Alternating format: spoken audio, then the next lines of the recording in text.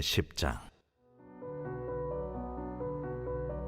아비멜렉의 뒤를 이어서 이사갈 사람 도도의 손자 부하의 아들 돌라가 일어나서 이스라엘을 구원하니라. 그가 에브라임 산지 3일에 거주하면서 이스라엘의 사사가 된 지 23년 만에 죽음에 3일에 장사되었더라. 그 후에 길르앗 사람 야일이 일어나서 22년 동안 이스라엘의 사사가 되니라. 그에게 아들 30명이 있어 어린 낙이 30을 탔고 성읍 30을 가졌는데 그 성읍들은 길르앗 땅에 있고 오늘까지 하본 야일이라 부르더라. 야일이 죽음에 가몬에 장사되었더라. 이스라엘 자손이 다시 여호와의 목전에 악을 행하여 바알들과 아스다롯과 아람의 신들과 시돈의 신들과 모압의 신들과 암몬의 자손의 신들과 블레셋 사람들의 신들을 섬기고 여호와를 버리고 그를 섬기지 아니하므로 여호와께서 이스라엘에게 진노하사 블레셋 사람들의 손과 암몬 자손의 손에 그들을 파심해 그 해에 그들이 요단강 저쪽 길르앗에 있는 아모리 족속의 땅에 있는 모든 이스라엘 자손을 쳤으며 18해 동안 억압하였더라. 암몬 자손이 또 요단을 건너서 유다와 베냐민과 에브라임 족속과 싸움으로 이스라엘의 곤고가 심하였더라. 이스라엘 자손이 여호와께 부르짖어 이르되 우리가 우리 하나님을 버리고 바알들을 섬김으로 주께 범죄하였나이다 하니 여호와께서 이스라엘 자손에게 이르시되 내가 해굽 사람과 아모리 사람과 암몬 자손과 블레셋 사람에게서 너희를 구원하지 아니하였느냐? 또 시돈 사람과 아말렉 사람과 마온 사람이 너희를 압제할 때에 너희가 내게 부르짖음으로 내가 너희를 그들의 손에서 구원하였거늘 너희가 나를 버리고 다른 신들을 섬기리. 그러므로 내가 다시는 너희를 구원하지 아니하리라. 가서 너희가 택한 신들에게 부르짖어 너희의 환난 때에 그들이 너희를 구원하게 하라 하신지라.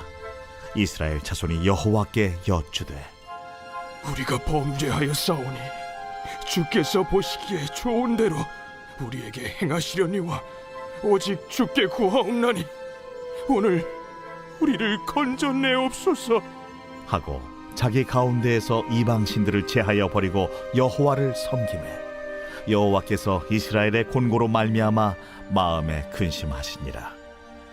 그때에 암몬 자손이 모여서 길르앗에 진을 쳤으므로 이스라엘 자손도 모여서 미스바에 진을 치고 길르앗 백성과 방백들이 서로 이르되 누가 먼저 나가서 암몬 자손과 싸움을 시작하랴. 그가 길르앗 모든 주민의 머리가 되리라.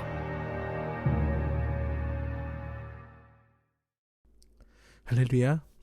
오늘 하나님의 말씀은 사사기 10장 1절부터 18절까지 말씀입니다. 오늘 말씀의 제목은 참된 회개의 모습입니다. 오늘 말씀은 악한 사사 아비멜렉의 사후에 연이어 등장한 두 명의 사사를 기록하면서 시작하고 있습니다. 돌라라는 사사와 야일이라는 사사인데요. 보통 사사기에서는 행적이 세밀하고 구체적으로 그런 사건들이 기록된 사사들의 대사사로 그리고 짤막하게 출신과 통치기간 정도만 기록된 사사를 소사사로 구분을 하지요. 여기 두 명의 사사는 소사사로 분류가 됩니다.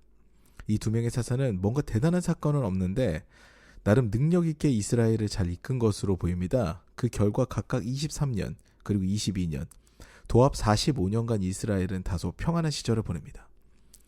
그런데 늘 그 편안한 시절이 문제가 됩니다. 사실 이스라엘은 늘 하나님께 기대어 살아야 하는 민족입니다. 그들의 주변에는 온갖 강대국들이 진을 치고 있는 상황이었기 때문입니다. 북쪽에는 아람과 아수르, 동쪽에는 모압과 아모리, 에돔과 미디안 등 그리고 남쪽에는 애굽과 블레셋이 있는 지중해와 맞닿은 서쪽을 제외한 모든 곳에 적이 있는 지형이에요. 우리나라와 반대죠. 우리는 삼면이 바다인데 이스라엘은 삼면이 적입니다. 게다가 가나안과 요단 동편 땅 길르앗에서는요. 아직 다른 민족들을 다 쫓아내지도 못했어요. 가나안 민족들과 공존하는 그런 삶이 있었죠. 심지어 이 당시에는 예루살렘도 후에 이제 이스라엘 수도가 되는 예루살렘도 여부수 족속의 소유였어요. 그런데 평화가 오래 지속되니까 그들은 여호와 신앙을 떠나서 자극적이고 말초적인 쾌락을 찾습니다. 오늘 하나님께서는 어떤 민족들로부터 이스라엘을 구원하셨는지 구체적으로 말씀하세요. 근데 이스라엘은 오히려 그 민족들의 신을 따르는 어리석음을 범합니다. 그 압제했던 그 신을 그 쾌락을 준다고 그냥 따라가는 거죠. 그런데 왜 주님을 떠날까요? 정말 너무 아이러니하잖아요. 이게 주님이 진리라고 생각이 되는데 떠나잖아요. 여기서 우리는 중요한 한 가지 사실을 짚고 넘어가야 됩니다. 이 중요합니다. 내가 나의 욕망을 실현하는데 주님이 방해가 되기 때문이에요.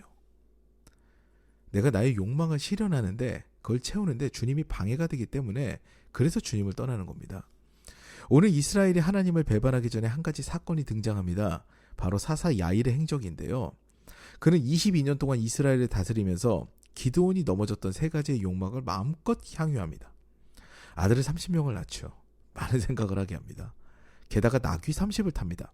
그 당시 나귀를 타는 것은 지체 높은 자임을 상징하는 거였는데요. 그의 아들들도 자신도 그 권력을 누리는데 주저함이 없습니다. 게다가 성읍 30개를 갖거든요. 말이 성 30개죠.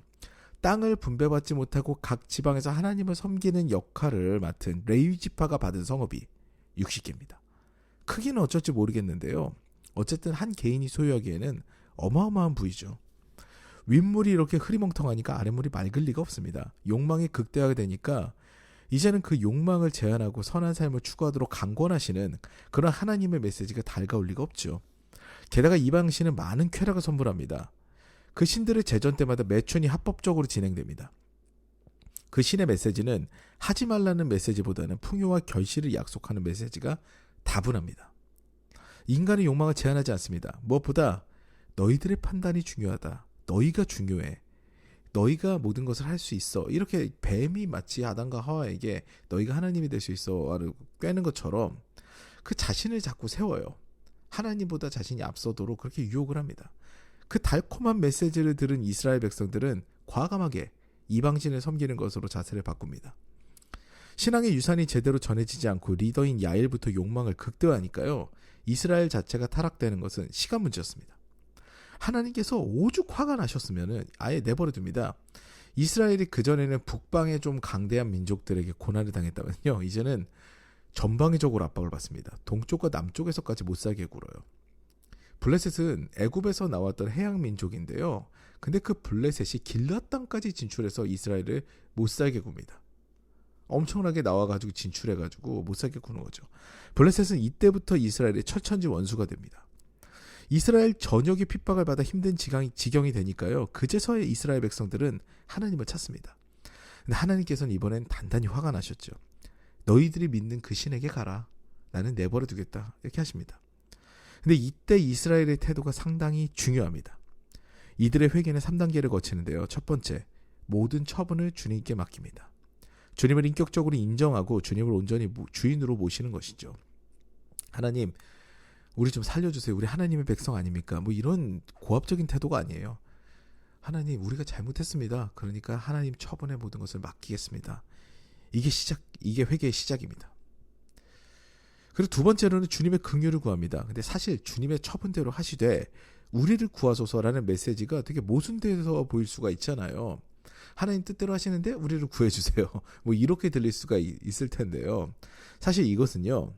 주님의 처분대로 하시지만 주님의 명예와 이름을 위해서 우리가 주님의 백성 아닙니까? 그래서 주님께서 우리를 구원하여 주시기를 간구합니다. 이 정도로 해석하면 됩니다. 말 그대로 겸손하게 그들의 주인을 하나님으로 인정한 이스라엘은 이제는 그 다음에는 행동까지 변화됩니다. 이제 하나님을 섬기는 신앙적 모습으로 돌아간 거죠. 그러니까 완강했던 하나님께서는 이때부터 고민하십니다. 이스라엘이 정말 진심으로 회개하고 돌아섰거든요.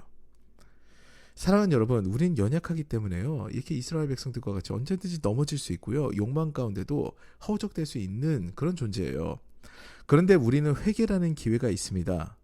오늘 그 롤모델을 이스라엘 백성들로 보시면 돼요. 그 회개는 말로만 잘못했어야 하는 것이 아니라 이와 같이 3단계의 과정을 거칩니다. 겸손하게 주님의 뜻을 바라고요. 주님의 영광을 위해서 간구하는 모습, 그리고 진정한 회개의 행동, 이 3단계의 과정을 거친 진정한 회개를 주님은 외면하지 않으십니다. 결국 굳게 먹은 다짐을 스스로 철회하세요.